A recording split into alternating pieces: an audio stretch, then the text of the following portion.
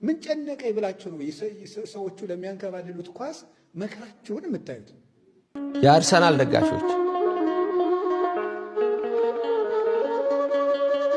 በሚቀጥለው ጨዋታ አርሰናል 6-1 ቢያሸንፍ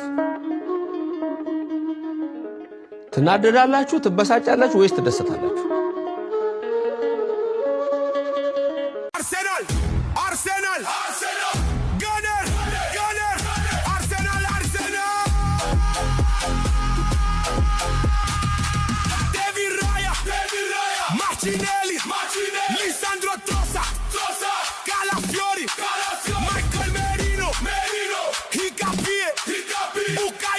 የኳስ ጨዋታ እየተመለከታችሁ ቁጭ የምትሉ ወጣቶች አላችሁ። ሰውየው እዚያ ውስጥ ያለው ተጫዋች በጣም ባለሙያ የሆነ በመጣ ቁጥር 100,000 ዩሮ ምናምን ተሸጠ ይባላል አይደል? ይሸጣል። አንተ ግን 10 ብር አትሸጥም፣ ተጎልተህ ማለት ነው። እውነቴን እኮ ነው ነገራችሁ። ማምላክን እንደው ጽድቁን ተውት እንዴ! ሰውየው ያንተን አይን እያጠፋ በስክሪን ብዙ ሺህ ዩሮ እየተሸጠ ብዙ ሺህ ዶላር እየተሸጠ ነው። አንተ ምን ሆንክ ነው? ምን ጨነቀኝ ብላችሁ ነው ሰዎቹ ለሚያንከባልሉት ኳስ መከራችሁን የምታዩት? እና የእግዚአብሔር ሰዎች እንዲየሆንኩ የተደርሳለሁ። እስኪ በሉ አንድ ጊዜ ሁላችሁ ንገሩኝ እንጂ እድሜ ቀላል መስሏቸው። የአርሰናል ደጋፊዎች በሚቀጥለው ጨዋታ አርሰናል 6-1 ቢያሸንፍ ትናደዳላችሁ፣ ትበሳጫላችሁ ወይስ ትደሰታላችሁ? አዲስ አበቤዎች ቡና ድንግል ማርያም ዘንዶውን ስታሸንፈው ደስ የሚለው ደስ ይላችኋል? ደስ የማይላቸው እነማን ናቸው? ተሸናፊዎቹ ናቸው ደስ የማይላቸው። ማንቸስተር ያሸነፈው ቡድን ደጋፊዎች ደስ አይሏቸውም። ማንቸስተር ነው ያሸነፈው። አርሰናል ያሸነፈው ቡድን ደጋፊዎቹ ደስ አይላቸውም። የቡና ደጋፊዎች ስላሸነፉ ደስ ይላቸዋል። የተሸነፈው ቡድን ደስ አይላቸውም። የጊዮርጊስ ደጋፊዎች የጊዮርጊስ ቡድን ስላሸነፈ ደስ ይላቸዋል። ወይ ባህር ዳር ከነማን የሚደግፉ የባህር ዳር ከነማ ስላሸነፈ ደስ ይላቸዋል። የሚሸነፈው ቡድን ደስ አይለውም። ምሳሌ ነው የምነግራችሁ። ቅዱስ ጳውሎስ ቦክስን አምጥቶ የትግልን ምሳሌ እንደሚያመጣው ልንገራችሁ ብዬ ነው በሚገባው። እዚህ ጋር ሁለት ተአምር አለ፣ ሁለት ምልክት አለ። ምልክት ለማለት ነው ተአምር የሚለው። አንዱ ደገኛ ነው፣ አንዱ ደግሞ ክፉ ነው። ደገኛው እመቤታችን ፀሐይን ተጎናጽፋ ነው። ክፉ ደግሞ ዘንዶው ነው። ስለዚህ እመቤታችን ዘንዶውን ድል ስትመታው የምትበሳጭ ከሆነ ችግር አለበት ማለት ነው። ብቻ የገረመኝ ነገር ልንገራችሁ። አሁንም ቅድም ያልኩት ነገር ነው። ራእይ 11ን ሲጨርስ ታቦቱን አየሁት ይልና ራእይ 12 ሲጀምር እመቤታችን አየሁ ይላል። ኦርቶዶክስ ይሄ ነው ህይወትህ።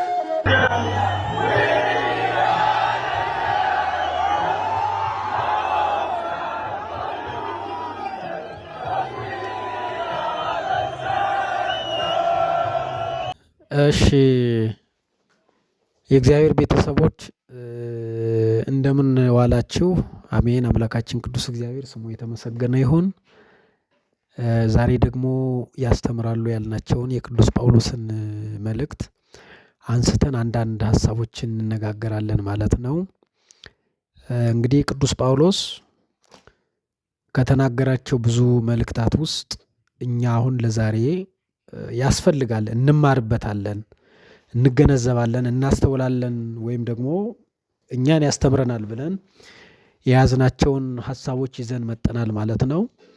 ምናልባት ማንበብ የምትፈልጉ የጢሞቴዎስ መልእክት ሁለተኛ ጢሞቴዎስ ከምዕራፍ 3 ከቁጥር 1 ጀምሮ ያለውን የቅዱስ ጳውሎስን መልእክት እናየዋለን ማለት ነው። እንግዲህ ቅዱስ ጳውሎስ በብዙ መንገድ በብዙ መልእክት ለኛ የሚሆን ለወጣቶች የሚሆን ለሽማግሌዎች የሚሆን ለካህናት ለዲያቆናት ለእያንዳንዱ መልእክትን ጽፏል ወይም ደግሞ ከትቦ አስቀምጧል ማለት ነው። ከነዚህ ውስጥ ግን በዋናነት ዛሬ ልናየው የሚገባ ወጣቶችን የሚያስተምር ነው።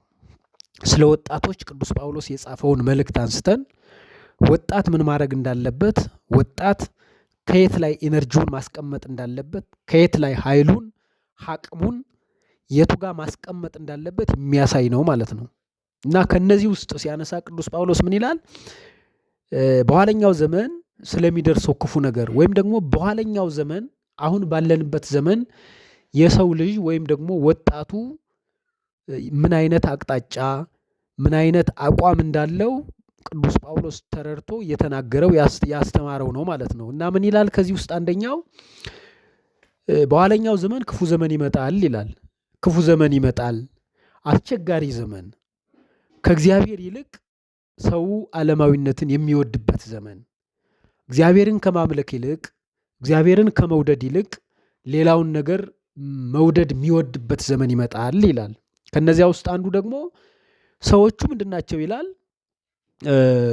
አንደኛ ቀባጣሪዎች ናቸው ይላል። የሚሆነውን ማይሆነውን የሚናገሩ፣ የሚጠቅመውን ማይጠቅመውን ማይለዩ፣ በዛ ላይ ደግሞ ትዕቢተኞች፣ ቤተሰብን የማያከብሩ፣ እግዚአብሔርን የማይፈሩ፣ ለሰው ክብር የሌላቸው፣ ለራሳቸው ፍላጎት ብቻ የሚንቀሳቀሱ ናቸው እያለ ይሄዳል። ይሄ ብቻ ሳይሆን ዋናው ደግሞ ትልቁ መልእክት ከእግዚአብሔር ይልቅ ተድላን የሚወዱ ይላቸዋል። ከእግዚአብሔር ይልቅ ተድላን የሚመርጡ፣ ተራው ነገር ስሜታቸውን የሚቀሰቅስ፣ ተራው ነገር ለነሱ ክብር ያለው በእግዚአብሔር ዘንድ ክብር የሌለው፣ በእግዚአብሔር ዘንድ ዋጋ የማያሰጥ፣ እግዚአብሔር ይህን ያህል ትኩረት የማይፈልገው ነገር ላይ ጊዜያቸውን የሚያባክኑ ብሎ ይጠቅሳል ማለት ነው።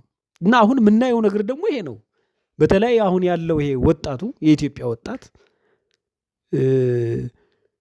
እንዲያው አንድ የኳስ ተጫዋች አሸነፈ ብሎ ራሱን አሳልፎ የሚሰጥ፣ ሌሊት እንቅልፉን አጥቶ፣ ሌሊት መስመር ዘግቶ፣ ሌሊት ልክ የመንግስተ ሰማያት በር የተከፈተ ያህል ጊዜያዊ ደስታ ነድቶት ሙሉ ትኩረቱን እዛ ላይ ያስቀመጠበት ማለት ነው። በእውነቱ ይገርማል። ይሄ በእውነት እንዲያው እንደ እግዚአብሔርም በጣም ይከብዳል። ሰው በእግዚአብሔር መደሰት ሲገባው፣ ሰው እግዚአብሔር ባደረገው ድንቅ ስራ፣ እግዚአብሔር በሚያደርገው ሐሴት ነፍሱን ማስደሰት ሲገባው በሁለት ተጫዋቾች በኩል በአንድ ጎራ ሆኖ መንገድ ዘግቶ መኪና ዘግቶ በእውነት አላስፈላጊ ነገር የሚያደርግበት ዘመን ደርሰናል። በእውነቱ ስለ ማንቸስተር ከማወቅ ይልቅ ቤተክርስቲያንን ማወቅ አያስፈልግም? ክርስቲያኖች በተለይ በቤተክርስቲያን ውስጥ አለን የምንል እግዚአብሔርን እንከተላለን፣ እግዚአብሔርን እናመልካለን፣ በእግዚአብሔር ቤት በንስሐ በስጋው ደግሞ አለን የምንል ሰዎች አንዱን የኳስ ተጫዋች ከማወቅ ይልቅ የቅዱስ ያሬድን ዜማ አናቅም እንዴ? ቅዱስ ያሬድ ሰማያዊ እረፍትን ይሰጠናል እኮ፣ ሰማያዊ ደስታን ይሰጠናል እኮ። የቅዱስ ያሬድ ታሪክ ለኛ አይበልጥም እንዴ ከአንዱ ኳስ ተጫዋች? የቅዱስ ጳውሎስ መልእክታት ለኛ አይጠቅሙንም? ለህይወታችን እረፍት አይሰጡንም? የዳዊትን ዝማሬ ማየት አይጠቅምም? ወዳጆቼ ተፈሱ በእግዚአብሔር ዘረዳነ የሚለው በእግዚአብሔር ደስ ይበላችሁ፣ ወደ እግዚአብሔር ቤት ኑ ባለን ጊዜ ደስ ይበላችሁ የሚለው ያ የቅዱስ ዳዊት መዝሙር ለኛ እረፍት አይሰጠንም? በዚህ መደሰት አንፈልግም? ይሄ አያስደስትንም ወይ? ይሄ እኮ ነው ትልቁ ዘላለማዊው ደስታ። ሐሴት የሚባለው በእግዚአብሔር መደሰት ነው። በሌላ መደሰት ሳይሆን በእግዚአብሔር እቅፍ ስር ሆኖ በእግዚአብሔር ቃል ሆኖ መደሰት ዘላለማዊ ደስታ ማለት ያ ነው። አሁን ግን የምናየው በኋለኛው ዘመን ክፉ በሆነው ዘመን በዘመኑ ፍጻሜ የምናየው ምልክት ግን ማንም ትኩረት በማይሰጠን እኛ ከነመፈጠራችን በማያውቀው ሰው አሸነፈ ብለን መንገድ ላይ ምንጨፍርበት፣ መንገድ ላይ ድሆችን ምንገፋበት ሁኔታ እየታየ ነው። በእውነት ይሄ ነገር ከመጽሐፍ ቅዱስ አንጻር ከቅዱስ ጳውሎስ መልእክት አንጻር በጣም ተገቢ አይደለም። ለዚህ ሁላችንም ማስተዋል ያስፈልጋል። ሁላችንም ወደ እግዚአብሔር መቅረብ ያስፈልጋል ማለት ነው። ቅዱስ ጳውሎስ አስተምሮናል። የተመሰገነ ይሁን። ይቆየን።